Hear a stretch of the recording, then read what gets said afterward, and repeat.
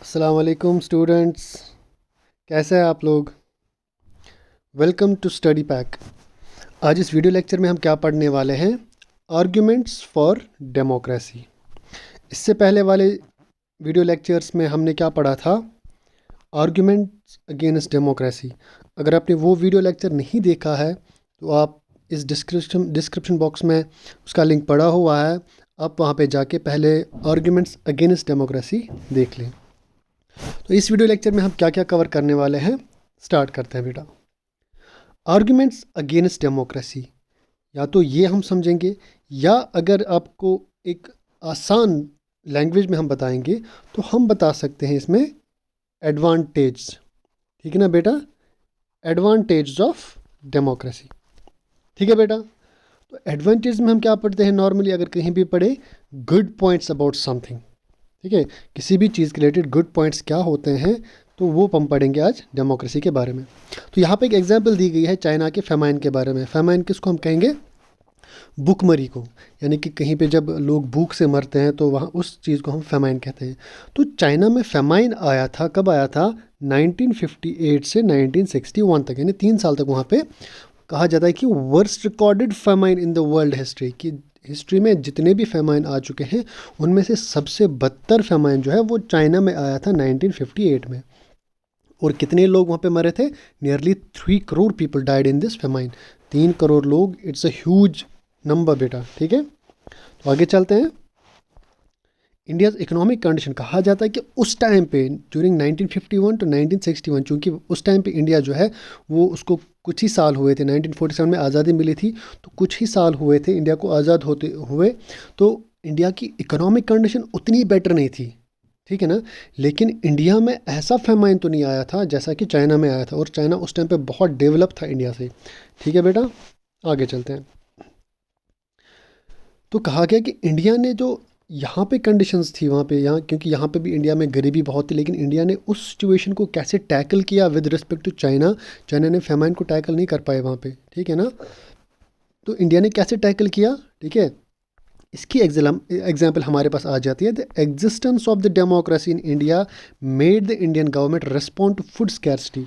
ठीक है ना बेटा, क्या मतलब यहाँ पे कि इंडिया ने जैसे रिस्पॉन्ड किया टूवर्ड्स फूड स्केर्सिटी, यानी कि खाने की किल्लत की तरफ जैसा रुझान रहा इंडिया का, वैसा रुझान चाइना का नहीं था टूवर्ड्स देयर, बोलेंगे टूवर्ड्स देयर फेमाइन कंडीशंस।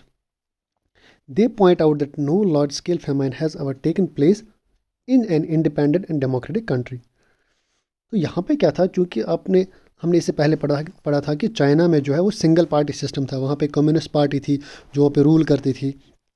तो उस कम्युनिस्ट पार्टी को कोई अकाउंटेबल ठहराने के लिए कोई अपोजिशन पार्टी नहीं थी, तो जिस वजह से वो कम्युनिस्ट पार्टी अपने हिसाब से वहाँ पे गवर्नमेंट चला रही थी।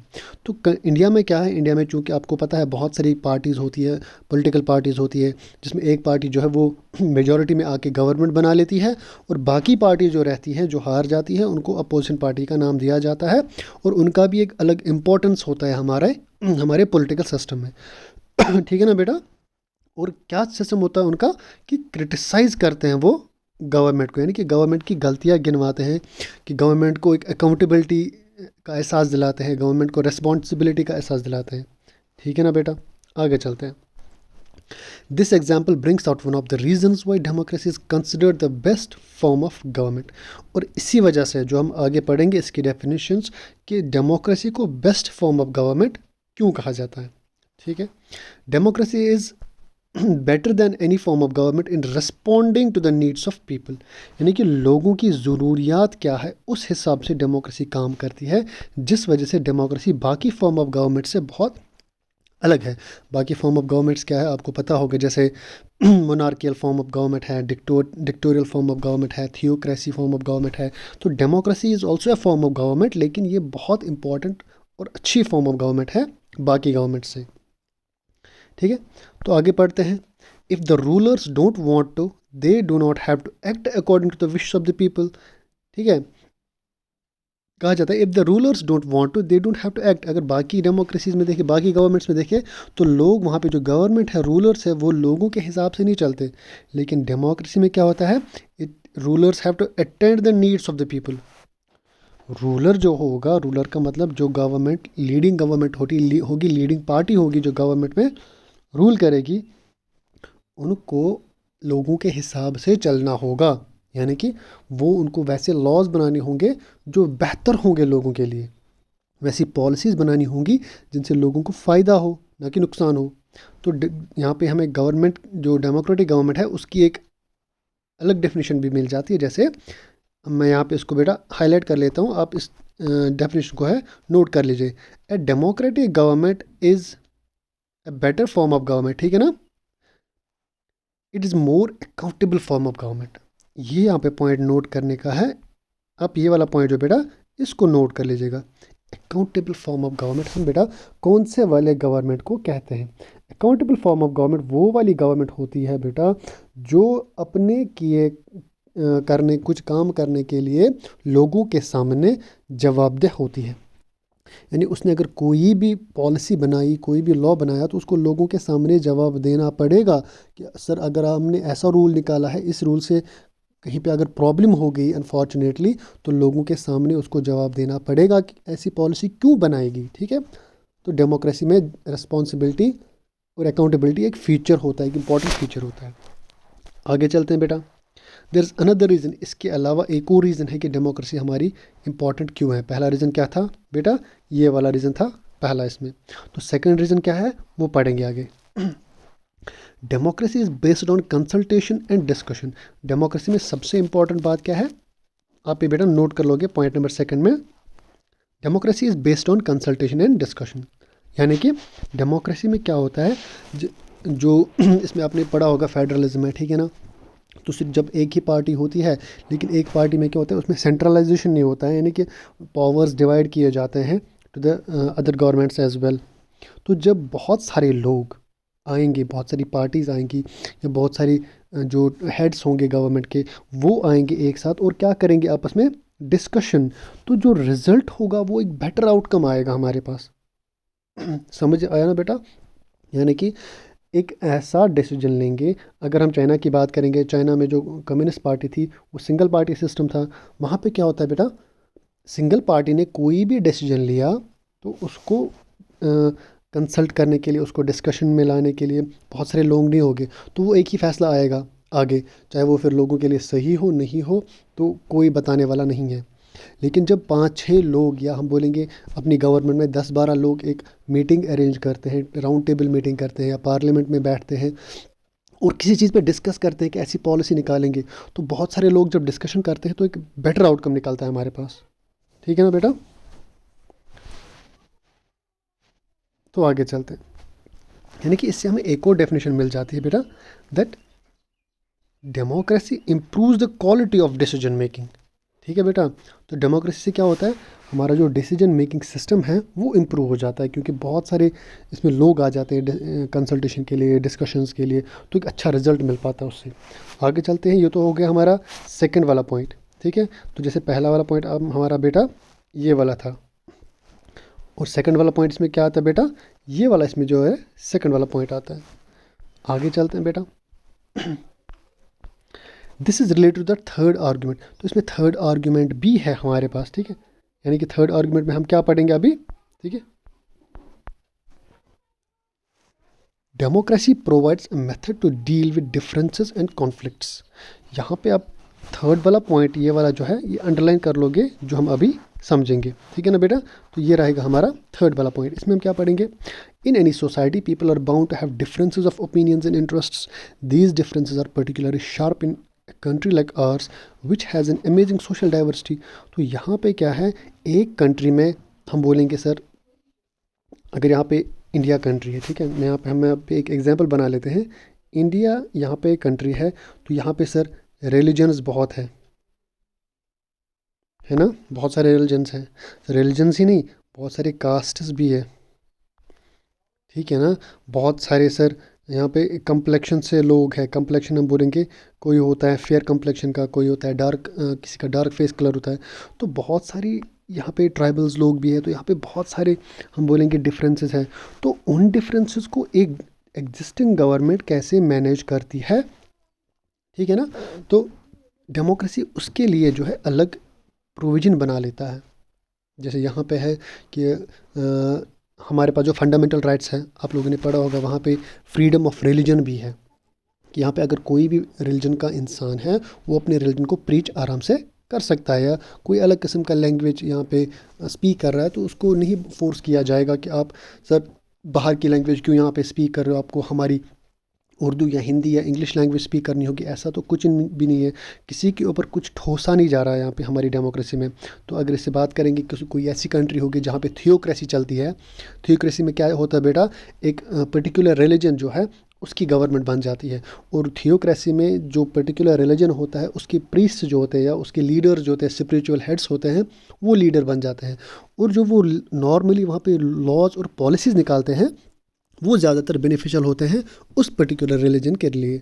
तो डेमोक्रेसी में ऐसा कभी नहीं देखा जाता कि किसी पर्टिकुलर रिलीजन को टारगेट बनाया जाए, या किसी पर्टिकुलर लैंग्वेज पोर्शन को, या लैंग्वेज नेशन को, या लैंग्वेज स्टेट को टारगेट बनाया जाए, या किसी कास्ट को टारगेट बनाया जाए। तो यहाँ पे क्या होता है, हर एक कम्युनिटी जो है या डाइवर्सिटी जो हमारी है उसको एकोमोडेट किया जाता है, चाहे वो यहाँ पे रिलीजन के हिसाब से भी हो, ठीक है, या रीजन्स के हिसाब से अलग अलग हो लोग, तो उनको बीच में कॉन्फ्लिक्ट नहीं होता हमारी डेमोक्रेसी में, ठीक है ना। आगे चलते हैं हमारा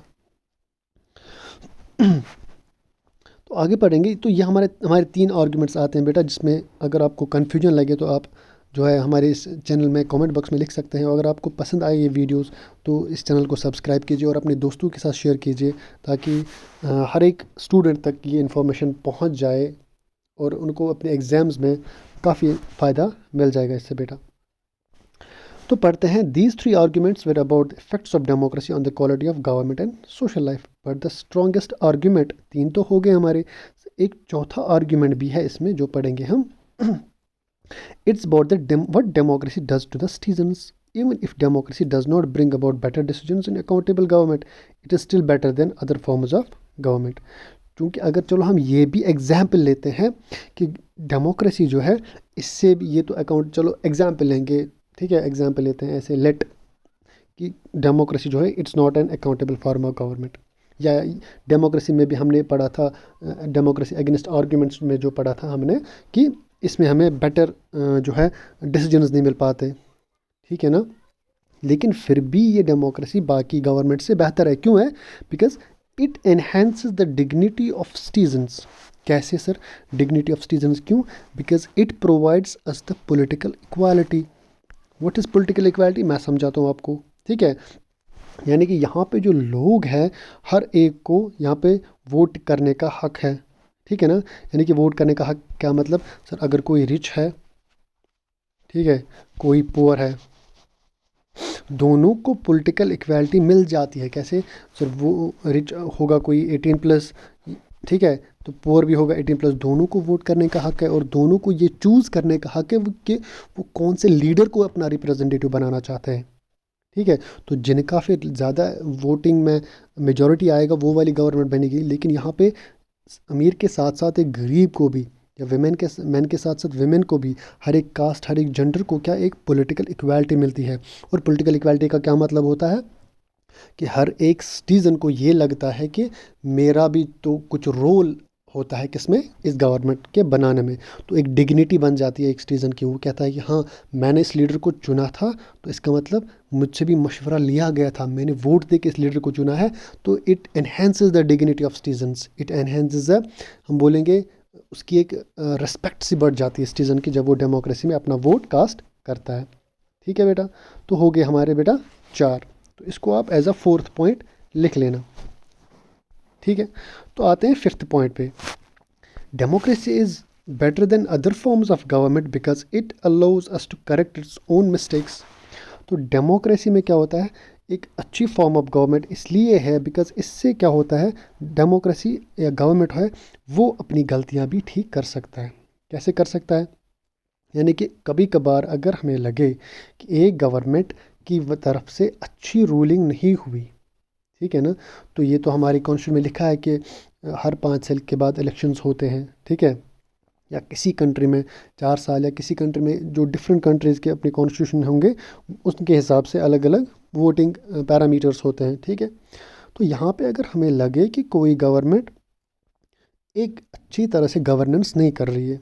तो क्या करेंगे लोग, वो जब नेक्स्ट इलेक्शन होगा तो उसमें वो उस पार्टी को फिर से वोट ना दे के किसी ऐसी पार्टी को वोट देंगे जो उन्हें लगे कि आगे चल के ये गवर्नमेंट ऐसी गलतियां नहीं करने वाला। एक पॉइंट हो गया, ठीक है। पहले आप इसको पॉइंट नंबर 5 लिख लीजिएगा बेटा, ठीक है ना। पॉइंट नंबर 5 हो गया, एक और पॉइंट। तो इसके बाद ये ऐसा हो सकता है हमारे पास फंडामेंटल राइट एक है, दैट जो है राइट ऑफ एक्सप्रेशन, ठीक है। यानी अगर हमें कहीं पे भी लगे कि government is not doing the good for citizens, we can express our policies, we can express our feelings. हम बोल सकते हैं गवर्नमेंट के खिलाफ कि यहाँ पे सर ठीक नहीं हुआ था, आप इस पॉलिसी को रिफ्रेम कीजिए, ठीक है। इस पॉलिसी को रिफ्रेम कीजिए और देखिए कि ऐसा नहीं होना चाहिए था। और गवर्नमेंट फिर क्या करती है, वो इस पर राउंड टेबल कॉन्फ्रेंस या मीटिंग्स हो जाती हैं और देखा जाता है कि मेजॉरिटी ऑफ द पॉपुलेशन चाहती है कि ये वाला लॉ जो था, ये वाला मीटिंग जो, ये वाली बिल जो थी, ये पास नहीं होनी चाहिए थी। तो उस की वजह से क्या करती है गवर्नमेंट, अपनी गलतियों को सुधार सकती है, ठीक है बेटा। यानी कि अगर कहीं पे गवर्नमेंट को, हमें लगा लोगों को कि गवर्नमेंट ऐसी नहीं करनी चाहिए थी, तो हम नेक्स्ट इलेक्शन में उस गवर्नमेंट को वोट नहीं करेंगे। तो वैसे क्या होगा कि हमारी कंट्री जो है उसके लिए ऐसी गवर्नमेंट बनेगी आगे जो कि एक अच्छे डिसीजंस लेगी हमारे लिए, ठीक है बेटा। तो ये थे इसके 5 आर्ग्यूमेंट, जिनको हम ये भी कह सकते हैं कि ये थे, हम बोलेंगे मेरिट्स, जिसमें हमने पाँचों के पाँचों इसके एडवांटेज पढ़े, आप मेरिट्स भी कह लो। तो ये था हमारा आज का टॉपिक बेटा। हमारा जो नेक्स्ट वीडियो लेक्चर होगा वो रहेगा ब्रॉडर मीनिंग ऑफ डेमोक्रेसी, इसमें डेमोक्रेसी की कुछ और अच्छे फीचर्स पढ़ेंगे, ठीक है। इस वीडियो लेक्चर में अगर आपको कहीं पे भी कन्फ्यूजन लगे तो आप बेटा कमेंट बॉक्स में लिख लीजिएगा, और प्लीज़ इस वीडियो को शेयर कीजिए अपने फ्रेंड्स के साथ, ताकि हर एक बच्चे को फ़ायदा मिले हमारे वीडियो लेक्चर से। और जितना हम ग्रो होंगे उतना फ़ायदा हर एक बच्चे को मिल जाएगा। तो मिलते हैं नेक्स्ट लेक्चर में, तब तक अस्सलाम वालेकुम।